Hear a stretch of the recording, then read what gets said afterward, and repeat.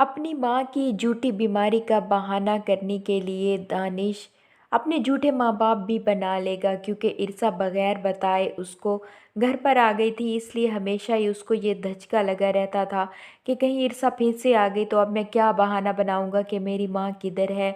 तो इसलिए ही वो इरसा को ये बताएगा कि उसकी माँ इस्लामाबाद से वापस आ चुकी है और अब वो आकर उनकी तबीयत का मालूम कर सकती है।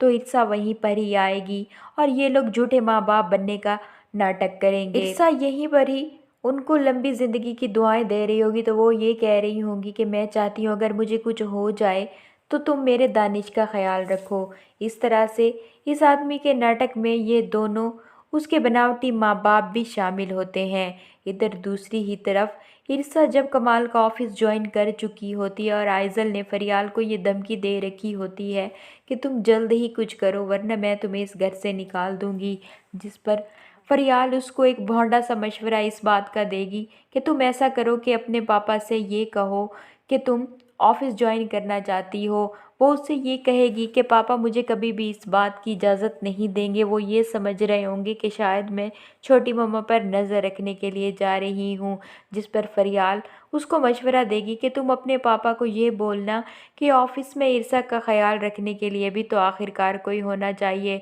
कमाल साहब को तो पहले ही ईर्षा का बहुत ही ज़्यादा ख्याल रहता है, इसलिए वो आइजल को फ़ौरन ही इजाज़त दे देंगे कि वो ऑफिस ज्वाइन कर ले।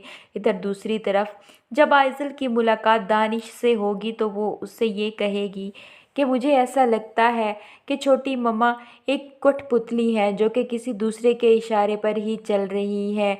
यहाँ पर उसको चोर की दाढ़ी में तिनका के मुतरादिफ अपनी दाढ़ी में तिनका सा महसूस होगा, क्योंकि असल चोर तो यही है और इसी के हाथों ही ईर्षा एक कठपुतली बन चुकी है। जिस पर वो उसको ये कहेगा कि मुझे तो तुम्हारी छोटी मम्मा बहुत ही ज़्यादा चालाक लगती हैं और वो तुम्हारे पापा के सारे बिजनेस पर कब्जा भी कर लेगी। जिस पर आइजल उसको ये जवाब देगी कि ऐसा तो वो कभी भी नहीं होने देगी।